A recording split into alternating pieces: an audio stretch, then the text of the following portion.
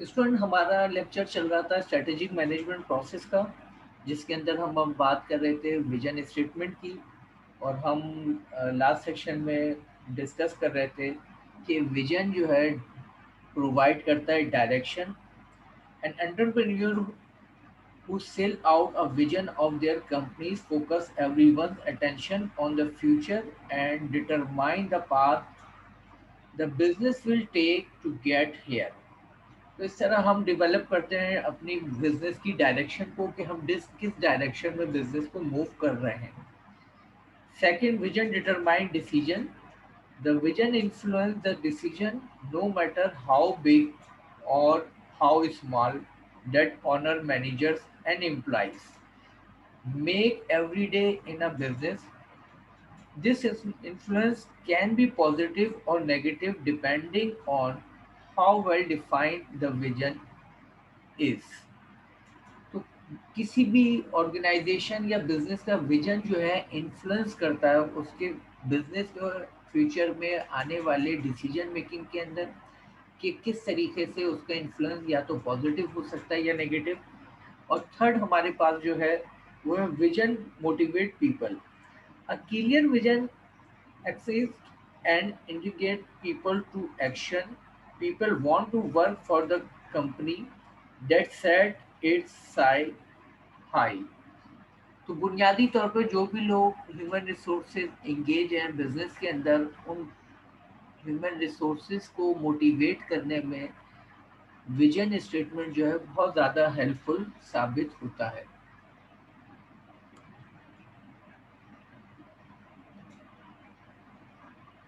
Next उसकी बात है vision statement address question what business are in, कि वो बिजनेस क्या है जिसमें हम अपनी परफॉर्मेंस एग्जीक्यूट कर रहे हैं। Second, the mission is written expression of how company will reflect and entrepreneurs value beliefs and vision more than just making money serve as strategic compass। तो बुनियादी तौर पे जो एक विजन होता है, जो एक मिशन होता है, ये एक ऐसा रिटन एक्सप्रेशंस होता है जो कंपनी की रिफ्लेक्शन करता है वैल्यूज़ को, कि कंपनी की बुनियादी तौर पे वैल्यूज़ क्या हैं, कंपनी के बिलीव्स को, कि कंपनी के बिलीव्स क्या हैं, जिनकी बुनियाद पे एक परसेप्शन डेवलप होती है आइदर कस्टमर और मार्केट के अंदर, कि हम किस तरह की वैल्यूज़ और किस तरह के बिलीव्स रखते हुए बिजनेस में इंटर हो रहे हैं।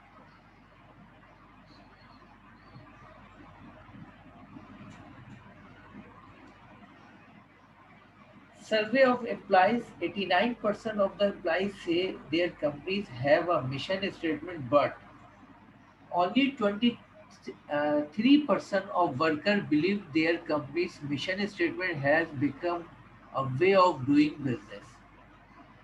एक नॉर्मली जो मिशन स्टेटमेंट होता है, जो विजन स्टेटमेंट होता है, अगर एक इसमें एक एग्जांपल हमने पेश की कि एक ऑर्गेनाइजेशन के अंदर सर्वे करके जब हमने डिटरमाइन करने की कोशिश की, तो उसमें 89% एम्प्लॉइज वो थे जो जानते थे कि कंपनीज के अंदर विजन या मिशन स्टेटमेंट एग्जिस्ट करता है, यानी वो अवेयर थे विजन और मिशन स्टेटमेंट से। जबकि 23%, ओनली 23% ह्यूमन रिसोर्सेज या वर्कर वो थे जो बिलीव करते थे कि कंपनी का जो मिशन स्टेटमेंट है हम उसके अकॉर्डिंगली परफॉर्म कर रहे हैं। ये स्टेटमेंट डिटरमाइन करता है कि अपने विजन और अपने मिशन स्टेटमेंट को एलुस्ट्रेट करना, अपने तमाम स्टेक होल्डर में उसको उसकी अवेयरनेस क्रिएट करना एक चैलेंजिंग पोजीशन होती है किसी भी ऑर्गेनाइजेशन के लिए। कंपनीज स्ट्रेंथ एंड वीकनेसेस, जब हम बात करते हैं कंपनीज स्ट्रेंथ एंड वीकनेसेस की, तो बुनियादी तौर पर अगर हम डिफाइन करें कि स्ट्रेंथ किसे कहते हैं और वीकनेसेस किसे कहते हैं, तो सबसे पहले हम बात करेंगे स्ट्रेंथ की। स्ट्रेंथ हम कहते हैं कि किसी भी कंपनी में positive internal factor a company can draw on accomplish it's mission goals and objective. यानी आपने जो भी गोल्स डिटरमाइन किए, आपने जो भी ऑब्जेक्टिव डिटरमाइन किया, आपका जो भी मिशन है, उसको अचीव करने में, उसकी सक्सेस के अंदर आपके पास वो क्या ऐसे खास करेक्टरिस्टिक्स, फेवरेबल एस्पेक्ट्स हैं जो आपको बहुत ज़्यादा हेल्प फराहम करेंगे इस मिशन, गोल्स एंड ऑब्जेक्टिव के अचीवमेंट के लिए। तो ये तमाम फेवरेबल एस्पेक्ट हमारे लिए कहलाते हैं हमारी स्ट्रेंथ।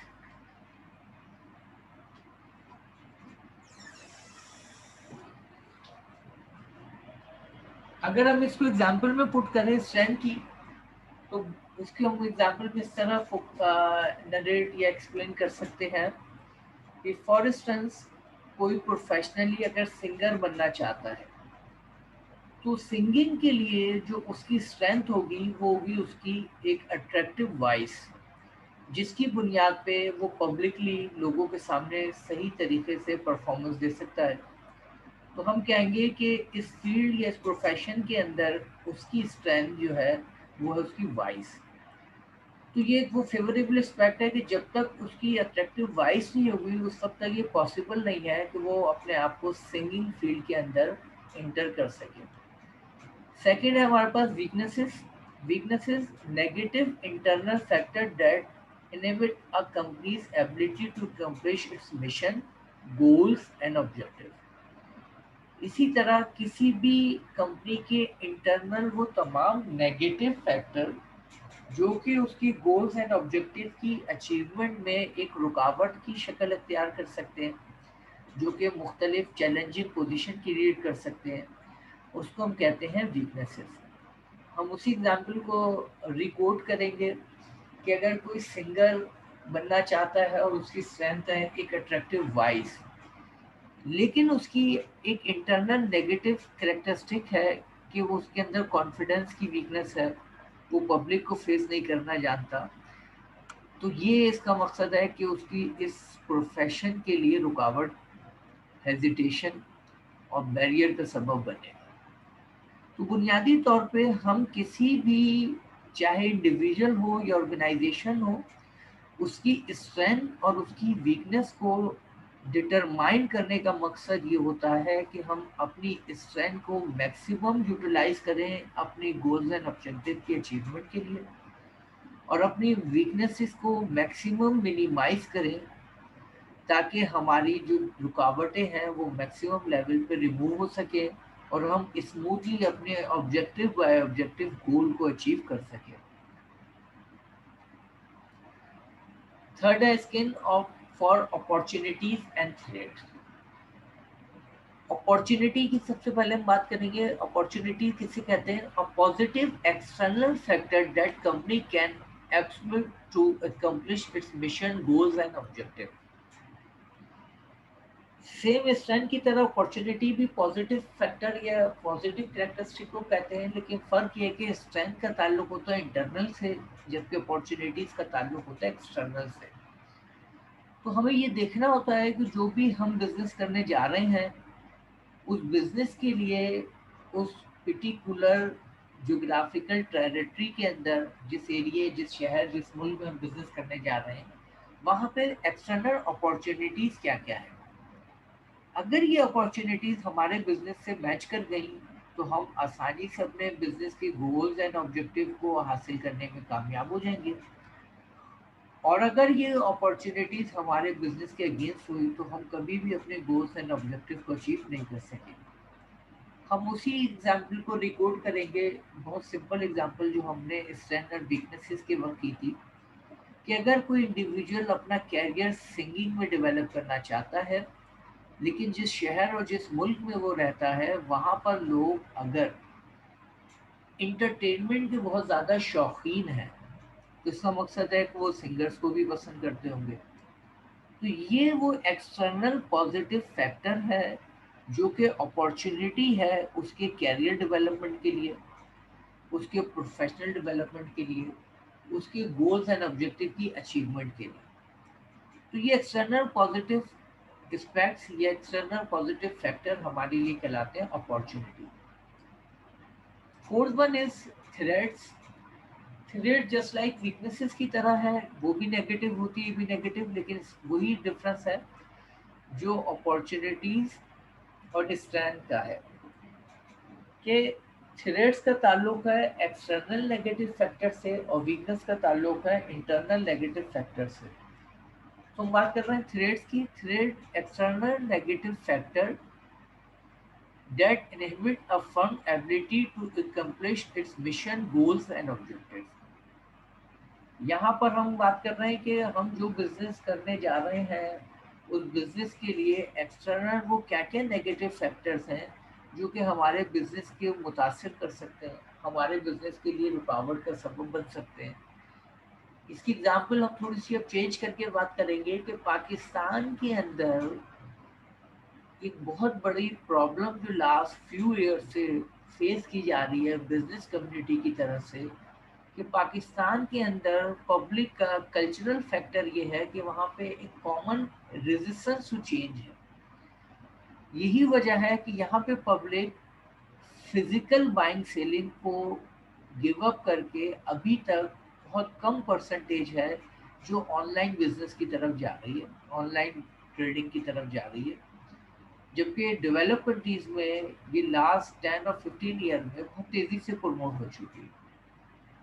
तो अब अगर हम पाकिस्तान के अंदर रहते हुए कोई ऑनलाइन बिजनेस करने जाते हैं तो उसके अंदर हमारे लिए जो नेगेटिव एक्सटर्नल फैक्टर यानी थ्रेट है वो है रेजिस्टेंस टू चेंज। यहाँ के लोग चेंज को बहुत जल्दी अडॉप्ट नहीं करते।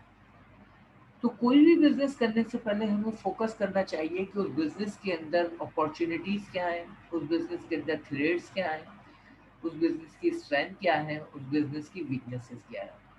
अगेन हम डिफरेंशिएट करते चलें कि अपॉर्चुनिटीज और थ्रेट्स का ताल्लुक है एक्सटर्नल फैक्टर से, जबकि स्ट्रेंथ एंड वीकनेसेस का ताल्लुक है इंटरनल फैक्टर से।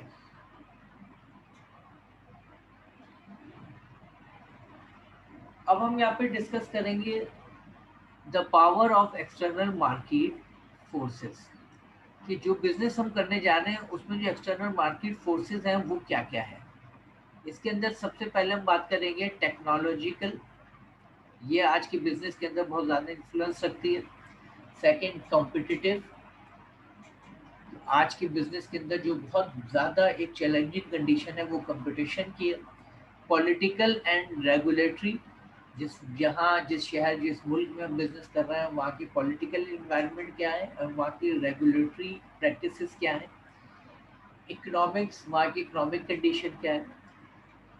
सोशल एंड डेमोग्राफिक, तो ये एक ideal variety of external forces हैं जो किसी भी बिजनेस के सक्सेस और फेलियर में बहुत स्ट्रॉन्ग इन्फ्लुएंस रखते हैं। हम इसको अगर रिव्यू करें तो हमने सबसे पहले बात की टेक्नोलॉजिकल, कि हमारे यहाँ आज के एडवांसमेंट ऑफ टेक्नोलॉजी के दौर में या जिस शहर जिस मुल्क में हम बिजनेस कर रहे हैं वहाँ अवेलेबिलिटी ऑफ एडवांस टेक्नोलॉजी किस हद तक है। अगर availability of technology and adaptability towards technology public का रुझान नॉर्मल है तो ये हमारे लिए फेवरेबल हो सकता है, और अगर इन दोनों में से कोई डिनाई है तो ये हमारे लिए फेवरेबल हो सकता है। फिर जिस मुल्क में या जिस शहर में बिजनेस कर रहा है उस मुल्क की इकोनॉमिक कंडीशन क्या है, क्योंकि इकोनॉमिक कंडीशन उस मुल्क की कंज्यूमर की इन्फ्लुएंस करती है, ये डायरेक्ट लिंक करती है कंज्यूमर की पावर ऑफ परचेजिंग से। डेफिनेटली पावर ऑफ परचेजिंग ज़्यादा होगी तो बिजनेस की अपॉर्चुनिटीज ज़्यादा होंगे, पावर ऑफ परचेजिंग कम होगी तो बिजनेस की अपॉर्चुनिटीज भी कम होगी। तो हमें देखना होता है कि वहाँ की इकोनॉमिक इन्वायरमेंट क्या है, इकोनॉमिक कंडीशन क्या है, इकोनॉमिक डिक्लाइन जा रही है या इकोनॉमिक ग्रो कर रही है। अगर इकोनॉमिक ग्रो कर रही है तो डेफिनेटली बिजनेस के अंदर कम एफर्ट और कम चैलेंजिंग पोजीशन में सक्सेस की वो आसानी से हासिल किया जा सकता है। और अगर इकोनॉमी डिक्लाइन जा रही है तो बिजनेस के अंदर बहुत सीवियर, बहुत वर्स कंडीशन हो सकती है और अनकाउंटेबल चैलेंजेस फेस करने पड़ सकते हैं। सेकंड कॉम्पिटिटिव इन्वायरमेंट, कि जिस मुल्क में हम बिजनेस कर रहे हैं वहाँ पे कंपटीशन की इंटेंसिटी क्या है। कुछ मुल्क ऐसे होते हैं जहाँ पे कंपिटिटिव इन्वायरमेंट बहुत ज़्यादा उसकी इंटेंसिटी बहुत ज़्यादा होती है, और कुछ रीजन या कुछ मुल्क ऐसे होते हैं जहाँ competition gradually other countries comparison में अदर कंट्रीज कम होता है। तो हमें देखना होता है कंपटीशन की कंडीशन क्या है, क्योंकि ये भी बिजनेसमैन के लिए बहुत अहम होता है। फिर पॉलिटिकल इन्वायरमेंट यानी पॉलिटिकल स्टेबिलिटी है और अनस्टेबिलिटी, इसको शॉर्टकट हम सिर्फ इस तरह इलस्ट्रेट करेंगे कि जिस मुल्क में पॉलिटिकल स्टेबिलिटी होती है वहाँ पर बिजनेस की ग्रोथ आसान होती है, और जिन ममालिक में पॉलिटिकल अनस्टेबिलिटी होती है वहाँ पे बिजनेस को बहुत सारे क्राइसिस फेस करने पड़ते हैं, क्योंकि पॉलिटिकल इन्वायरमेंट डिटरमाइन करती है वहाँ की स्ट्रेटजीज, वहाँ के रूल्स, वहाँ की पॉलिसीज, वहाँ के टैक्स प्रैक्टिसेस।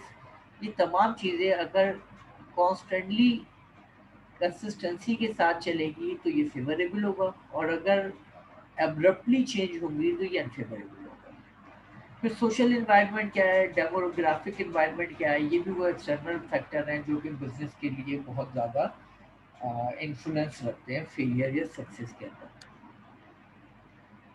अब उसके बाद हम बात कर रहे हैं fourth step of strategic management process, जिसके अंदर हम बात कर रहे हैं आइडेंटिफाई की सक्सेस फैक्टर, कि हमारे बिजनेस के अंदर जो आइडेंटिफाई कर रहे हैं हम कि की सक्सेस फैक्टर क्या क्या है। की success factor focus on your strength and weaknesses that determine a relative success of market participants। आपके जो की सक्सेस फैक्टर्स हैं वो डिटरमाइन करते हैं क्या, कि आपकी स्ट्रेंथ और आपकी वीकनेसेस, यानी आपने किस तरह अपनी स्ट्रेंथ को देखा है और किस तरह आपने एनालिसिस किया अपनी वीकनेसेस का। उसके बाद आप इस पोजीशन में आते हैं कि आप डिटरमाइन कर सकें कि आपके लिए वो क्या की फैक्टर हैं जिसको आप या जिनकी बुनियाद पर आप अपने बिजनेस को सक्सेस की तरफ ले जा सकते हैं। The keys to unlocking the secret of competing successfully in a particular market segment. यानी जब भी हम बिजनेस करने जा रहे होते हैं तो डेफिनेटली हम मार्केटिंग सेगमेंटेशन के प्रोसेस से गुजरते हैं, जिसके ज़रिए हम ग्रुप ऑफ कस्टमर डिटरमाइन करते हैं जिसको हमें फोकस करना होता है, और फिर हम देखते हैं कि वो क्या की फैक्टर होंगे जिनकी बुनियाद पर हम वहाँ पे अवेलेबल कंपटीटर्स में अपने कस्टमर को आसानी से अपनी तरफ अट्रैक्ट कर सकते हैं। तो ये किसी भी बिजनेस के लिए बहुत अहम फैक्टर होता है कि हम किस तरीके से अपने कस्टमर को अट्रैक्ट करें अपनी तरफ, ताकि हम कंपटीशन का सामना कर सकें। आइडेंटिफाई की सक्सेस फैक्टर, अगर हम आइडेंटिफाई करें की सक्सेस फैक्टर की, जो list skill characteristics and core competency that your business must possess if it is to be successful in its market segment. Key success factor, how your company rates, आप अपने business के मुख्तलिफ की factors को रखें और फिर उसको रेट यानी वेट दें कि आप किस हद तक उसके अंदर अचीवमेंट रखते हैं। फॉर इंस्टेंस एक हमने एग्जांपल ली है टीचर्स की, मशीनरी की, ग्राउंड्स की, और उसके बाद मार्केटिंग की, और उसके बाद कंक्लूजन की। तो हमने यहाँ पर देखा है कि किस तरीके से हम रेटिंग करेंगे कि हमारे ये जो फैक्टर हैं स्पेसिफिक किसी बिजनेस के लिए, इसके अंदर हमारी स्ट्रेंथ और वीकनेसेस की बुनियाद पे की फैक्टर क्या हैं जो हमें हमारे कंपटीटर से मुकाबला करने में सपोर्ट फराहम करेंगे। अब उसके बाद है एनालाइज कंपटीटर्स। आप बिजनेस के अंदर जहाँ भी किसी भी इंडस्ट्री की तरफ जाएंगे, चाहे वो हैवी इंडस्ट्री हो या लाइट इंडस्ट्री हो, डेफिनेटली वहाँ पे आपको बहुत सारे कंपटीटर्स का सामना करना पड़ेगा। जब आप उन कंपटीटर का सामना करेंगे तो आपको लाजमी एनालाइज करना है कि आप किस तरीके से अपने कंपटीटर्स की इंफॉर्मेशन रखते हैं। जब हम कंपटीटर की इंफॉर्मेशन हासिल करने जाते हैं तो उसको हम कहते हैं कि हम एनालाइज कर रहे हैं अपने कंपटीटर को। इसके अंदर सबसे पहले हम फोकस करेंगे avoid surprises from existing competitor, new strategies and fix. Second, identify potential new competitor and threats they pose. Next, improve reaction time to competitor action. Next, anticipate reveal next strategic move. यहाँ पर हमें competitive analysis के अंदर ये देखना होता है कि हम जिस इंडस्ट्री के अंदर जा रहे हैं वहाँ ऑलरेडी कौन से कंपिटिटर्स मौजूद हैं जो कि अपने बिजनेस को मेच्योर कर चुके हैं. हमें देखिए या नहीं ये होता है कि उन कंपिटिटर्स की फैक्टर्स क्या हैं, उन कंपिटिटर की स्ट्रेंथ क्या है और वो कौन से अपॉर्चुनिटी से मैक्सिमम बेनिफिट हासिल कर रहे हैं. फिर हमें देखना होता है कि वो कौन से कंपिटिटर्स हैं जिनकी थ्रेड है फ्यूचर में जो कि हमारे बिजनेस में न्यूली इंटर हो सकते हैं. तो वो कौन कौन से कंपटीटर हैं जो फ्यूचर में इस बिजनेस के अंदर इंटर हो सकते हैं और वो क्या ऐसे की फैक्टर लेकर आ सकते हैं जो फ्यूचर में हमारे लिए चैलेंजिंग इन्वायरमेंट क्रिएट कर सकते हैं. फिर हमें देखना होता है कि किस तरीके से हम इम्प्रूव करेंगे अपने रिएक्शन को अगेंस्ट कंपटीटर्स एक्शन. कि जब कोई कंपटीटर कोई नई स्ट्रेटेजी अप्लाई करेगा तो उस स्ट्रेटेजी के अगेंस्ट जो हमारा रिएक्शन होगा वो किस तरीके का होगा. क्या हम उसको फेस कर सकेंगे, हम उसका मुकाबला कर सकेंगे और किस तरीके से हम ड्यू टू कंपटीशन अपनी स्ट्रेटजीज को मूव करते चले जाएंगे ताकि हम अपने कम्पिटिटिव इन्वायरमेंट को मैक्सिमम लेवल पर फेस कर सकें. एनालाइज कंपिटिटर्स के अंदर हम देखेंगे techniques, monitor industry and trade publications. हम अपने कंपटीटर को इंफॉर्मेशन अचीव कर सकते हैं इंडस्ट्री और ट्रेड पब्लिकेशन के जरिए. Talk to the customer and supplier. किसी भी इंडस्ट्री की कंपटीटर्स की जो एक साउंड इंफॉर्मेशन होती है वो हम हासिल कर सकते हैं अपने कस्टमर से या अपने सप्लायर से जो मुख्तलिफ कंपटीटर्स को डील कर रहा है. Regularly brief employees specially sales representative and purchasing agents.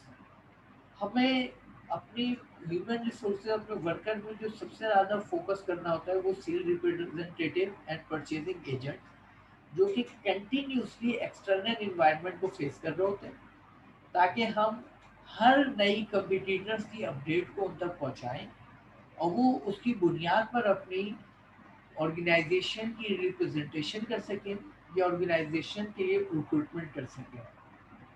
Attend trade show and conferences and study competitor sales literature.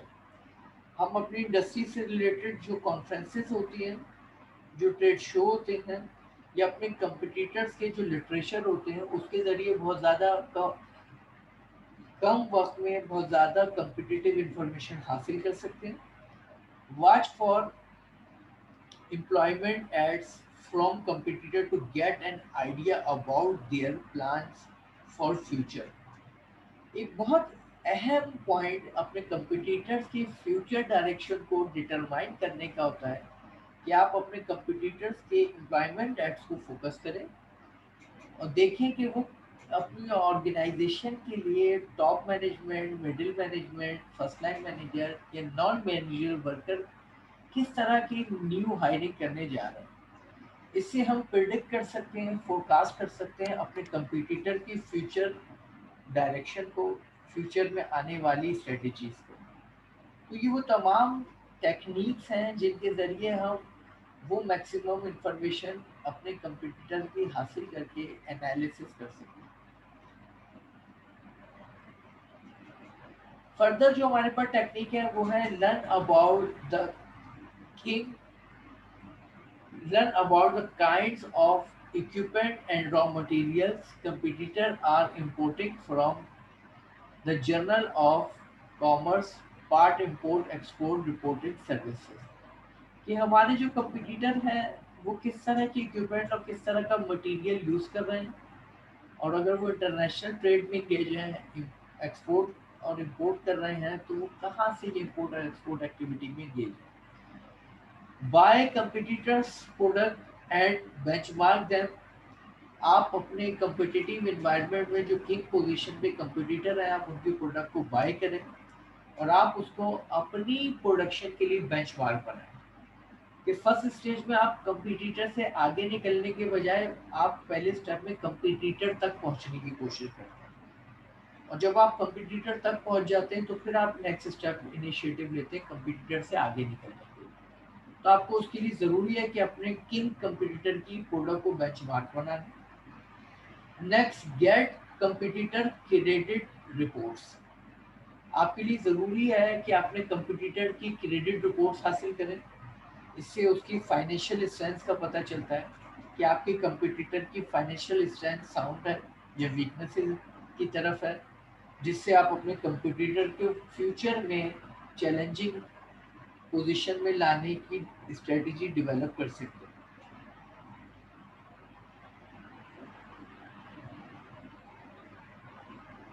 Check out the resources in your local library. आप अपनी लोकल लाइब्रेरी से मुख्तलिफ competitive information हासिल करें। Use the world wide web two learn more about the competitors. आज के दौर में एडवांसमेंट ऑफ टेक्नोलॉजी ने इंफॉर्मेशन को अचीव करना इतना आसान कर दिया है कि वर्ल्ड वाइड वेब के ज़रिए आप न सिर्फ लोकल बल्कि इंटरनेशनल कम्पिटिटर्स की अनकाउंटेबल इंफॉर्मेशन हासिल कर सकते हैं। Visit competing businesses to observe their operations।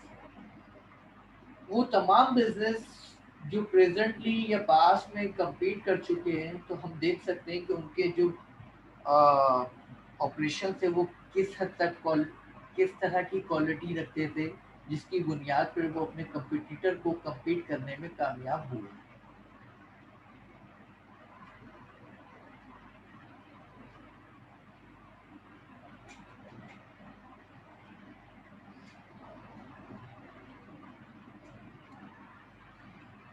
Purpose: the practice of gathering, organizing, and disseminating the collective wisdom and experience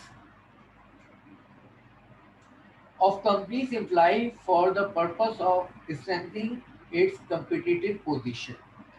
ये तमाम इंफॉर्मेशन को हासिल करने का जो बुनियादी तौर पे मकसद है कि हम किस तरीके से अपनी स्ट्रेंथ को इन्हेंस करें और मैक्सिमम यूटिलाइज करें ताकि हम अपनी कम्पिटिटिव इन्वायरमेंट को बेहतर तरीके से फेस करके एक किंग पोजीशन पर जा सकें। Six step strategic planning process का है, वो है create company goals and objective. कि हम किस तरीके से कंपनी की क्रिएट करें गोल्स को और किस तरीके से क्रिएट करें कंपनीज के ऑब्जेक्टिव को।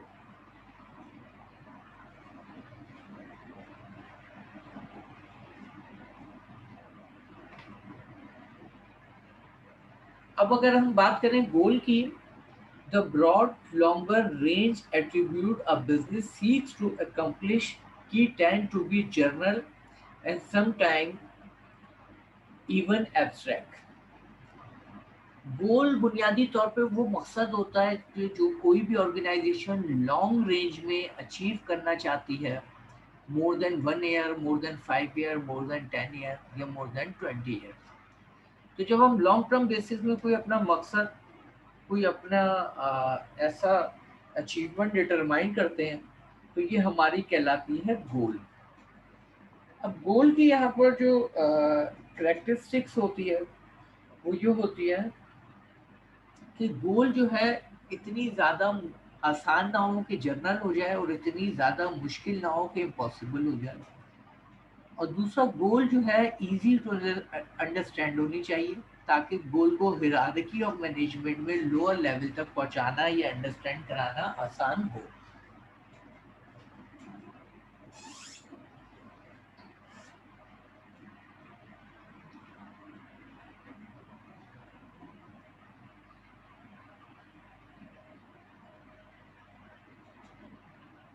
तो हम सबसे पहले डेवलप करेंगे एक क्लियर कट स्पेसिफिक गोल। फिर उसके बाद बात आती है ऑब्जेक्टिव्स की। ऑब्जेक्टिव की जब हम बात करते हैं, objective more specific target of performance commonly addressing areas such as profitability, productivity, growth, and other key aspects of the business. Objective कहते हैं ऐसे स्पेसिफिक टारगेट को जिसके जरिए हम स्टेप बाय स्टेप अपनी गोल की तरफ मूव करने की कोशिश करते हैं। तो हम अपनी गोल की अचीवमेंट को all of sudden abruptly achieve नहीं कर सकते। हम उस गोल को अचीव करने के लिए डिवाइड करते हैं डिफरेंट ऑब्जेक्टिव्स में, और ये ऑब्जेक्टिव जो है सीक्वेंस में होते हैं, यानी हर एक ऑब्जेक्टिव के बाद हम दूसरे ऑब्जेक्टिव की तरफ जाते हैं और इस तरह हम अपने ऑब्जेक्टिव गोल की तरफ पहुंचने में कामयाब हो जाते हैं। अब अगर हम ऑब्जेक्टिव की बात करें तो ऑब्जेक्टिव में एक पहला ऑब्जेक्टिव है specific. Specific means objective should be quantifiable and precise. Objective का स्पेसिफिक होना बहुत ज़रूरी है, और जब तक हम ऑब्जेक्टिव को क्वांटिफाई नहीं करेंगे उस वक्त तक हम जो है ऑब्जेक्टिव को अचीव नहीं कर सकते। इसकी एग्जांपल है, अगर ऑर्गेनाइजेशन अपनी ग्रोथ का प्लान कर रही है, उसकी गोल है king position in competitive environment, तो उसका मकसद गोल उसकी ग्रोथ है, तो उसके अंदर हम अपनी ग्रोथ को कैलकुलेट करेंगे परसेंट में, नंबर्स में, ताकि हम उन नंबर्स के ज़रिए अंडरस्टैंड कर सकें कि कल हम किस लेवल पे थे, आज किस लेवल पर हैं और फ्यूचर में किस लेवल तक जाना चाहते हैं। उसके बाद सेकंड ऑब्जेक्टिव की जो एक और कैरेक्टरिस्टिक है वो measurable. Organisations progress and scale for measuring progress. हमारे पास ऑर्गेनाइजेशन में जो ओवरऑल परफॉर्मेंस होती है किसी भी ऑर्गेनाइजेशन की, अगर हम उस परफॉर्मेंस को सही तरीके से मेजर ना कर पाए तो हम कभी भी सही कंट्रोलिंग नहीं कर सकते। तो प्रोडक्टिविटी को इन्हेंस करने के लिए हमें अपनी परफॉर्मेंस को मेजरेबल बनाना होता है। तो ये भी हमारा एक ऑब्जेक्टिव की खास बात है कि objective should be measurable. Next हमारे पास जो है अटेनेबल।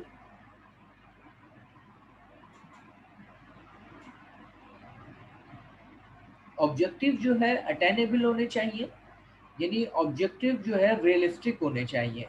ऑब्जेक्टिव अगर आर्टिफिशियल होंगे तो हम कभी भी ऑब्जेक्टिव को अचीव नहीं कर सकते। ऑब्जेक्टिव का रियलिस्टिक होना, यानी जो हमारी अवेलेबल रिसोर्सेज हैं, हमारी अवेलेबल अपॉर्चुनिटीज़ हैं, उसमें रहते हुए आया ये ऑब्जेक्टिव अचीव करना पॉसिबल है या नहीं है, ये ताल्लुक है हमारा रियलिस्टिक से। और सबसे अहम चीज़ ऑब्जेक्टिव में होती है टाइमली, यानी किसी भी ऑब्जेक्टिव को अचीव करने के लिए हमारे पास टाइम की लिमिटेशंस होती हैं, और अगर वो टाइम स्पैन गुजरने के बाद हम उसको अचीव करें तो इसका मकसद है कि उस ऑब्जेक्टिव की अचीवमेंट हमारे लिए अब उतनी इफेक्टिव नहीं है जितनी वो उस टाइम स्पैन में थी। तो ये वो करैक्टरिस्टिक हैं जो कि किसी भी ऑब्जेक्टिव के अंदर होनी ज़रूरी हैं, तब जाके वो ऑब्जेक्टिव स्मार्ट बनते हैं। उसमें फर्स्ट वन थी स्पेसिफिक, सेकंड थी मेजरेबल, थर्ड थी अटेनेबल, फोर्थ थी रियलिस्टिक एंड फिफ्थ थी टाइमली। नेक्स्ट उसके बाद हमारे पास मरहला आता है फॉर्मुलेट स्ट्रेटजीज। जब हम बात करते हैं फॉर्मुलेट स्ट्रेटजीज की, तो स्ट्रेटजी किसे कहते हैं? सबसे पहले what strategies is, what strategies are. Strategy कहते हैं कि जब हम ऑर्गेनाइजेशन के लिए गोल डिटरमाइन करते हैं, उस गोल जो चैलेंजिंग होती है, गोल जो डिफ़िकल्ट होती है, गोल जो लॉन्ग टर्म होती है, उस गोल को अचीव करने के लिए जो हम रोड मैप डेवलप करते हैं, उस गोल को अचीव करने के लिए जो हम एक ऐसा मेथड यूज़ करते हैं, तरीक़ाकार, जिससे वो मुश्किल गोल मैक्सिमम लेवल पर आसानी से अचीव हो जाए, जिसपे वो चैलेंजिंग गोल कम से कम क्राइसिस में अचीव हो जाए। तो यानी गोल को अचीव करने के लिए लाजमी तौर पे हमें डेवलप करनी, फॉर्मुलेट करनी होती है strategies. Strategies are a roadmap of the action an entrepreneur draw up to achieve a company's mission, goal, and objective. It is company's game plan for gaining a competitive advantage. यानी किसी भी business के लिए competitive advantage achieve करने के लिए जो एक गेनिंग प्लान होता है, जो गेम प्लान होता है, उसको हम कहते हैं स्ट्रेटेजीज। तो एक रोड मैप डेवलप करना कि हम किस तरीके से बिजनेस के अंदर सक्सेस हासिल करेंगे, किस तरीके से हम फ्यूचर में इम्प्लीमेंट करेंगे ताकि हम अपने गोल्स को अचीव, ऑब्जेक्टिव को अचीव कर सकें। एक नॉर्मली बिजनेस जो वर्ल्ड में किए जा रहे हैं, उन बिजनेस की जो स्ट्रेटजीज की डायरेक्शन है वो तीन है। एक डायरेक्शन है कॉस्ट लीडरशिप, दूसरी डायरेक्शन है डिफरेंशिएशन, तीसरी डायरेक्शन है फोकस। तो ये वो तीन स्ट्रेटजीज हैं जिनमें से या तो कोई एक या दो या कोई ऐसी ऑर्गेनाइजेशन भी हो सकती है जो इन तीनों को फॉलो करके अपना रोड मैप डेवलप करे। अब हम इनको सेपरेटली डिटेल में डिस्कस करेंगे कि ये स्ट्रेटजीज हैं क्या।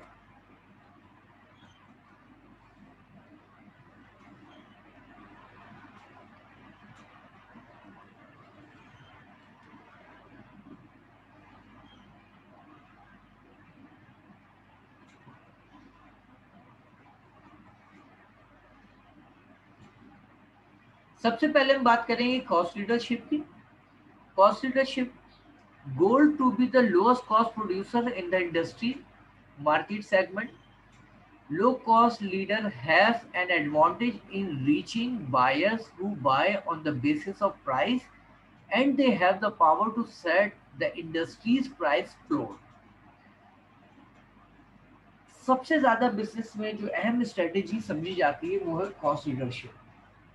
कॉस्ट लीडरशिप स्ट्रेटेजी उस स्ट्रेटेजी को कहते हैं जिसमें हम being a producer, being a service provider, अपने सर्विस के ऑपरेशन को या अपनी मैन्युफैक्चरिंग कॉस्ट को उस मिनिमम लेवल पर ले जाते हैं जिस पे किसी और कंपटीटर का पहुंचना या तो बहुत मुश्किल हो, यानी हमारा कंपटीटर उस तक आसानी से पहुंच ना सके। तो ये हमारे लिए कहलाती है cost leadership strategy. Cost leadership strategy